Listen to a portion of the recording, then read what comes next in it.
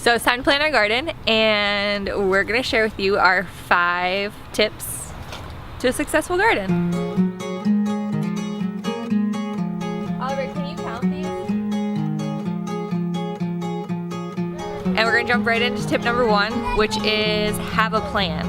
Because you wanna know what you're buying when you go to the store and where you're gonna plant it when you get back to your house. I think it's on the screen.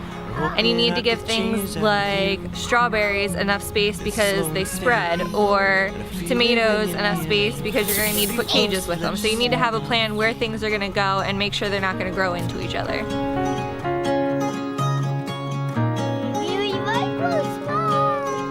So we have everything mapped out, and we're going to head to the store and buy some veggie plants. Fruit. It's a constant thought of someone next to me. It's a wind upon my face as I'm driving off to run away. So knowing for the moment I'm okay. So we pretty much stuck to the plan and got everything we needed, but we made some spontaneous purchases because Oliver really likes watermelon. I've been reaching out for answers to the questions that I have, about finding motivation in the moments that we share. There's someone on my mind whose eyes I see each time I sleep. Tip number 2 is plant perennials.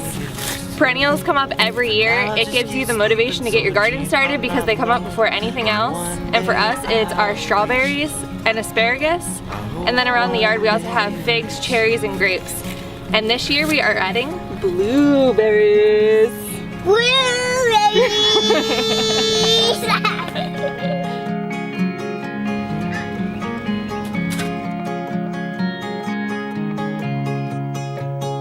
Air I take to breathe, close my eyes and I can see the summertime's passing by with you. The garden's all ready to go. We're ready to get some plants in.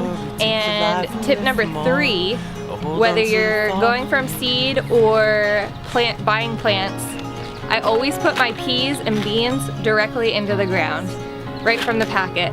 I would recommend, if you want to go with seeds for other things, to start them inside early spring, but for peas and beans, always go with the packet right in the ground. The risks are worth the gamble just to feel my heartbeat. I don't know where I'm going, I've been losing this for years, but confidence makes changes with complacency it seems. For now, we have peas and tomatoes in the ground now, so tip number 4 is to support your plants. For peas, that means using a trellis so the vines can go up it, and for tomatoes, that means using cages.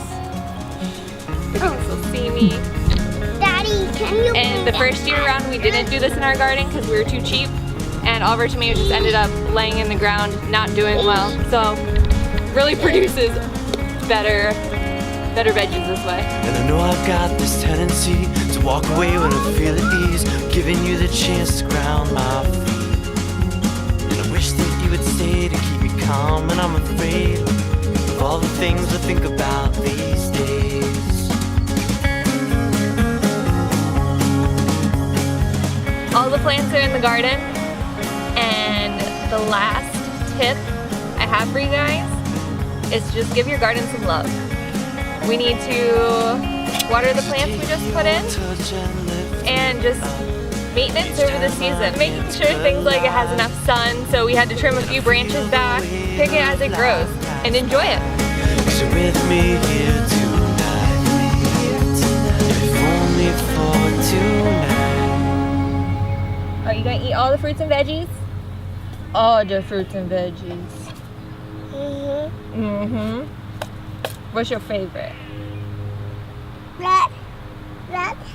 Dirt? You're a mess. That is not tip number 3.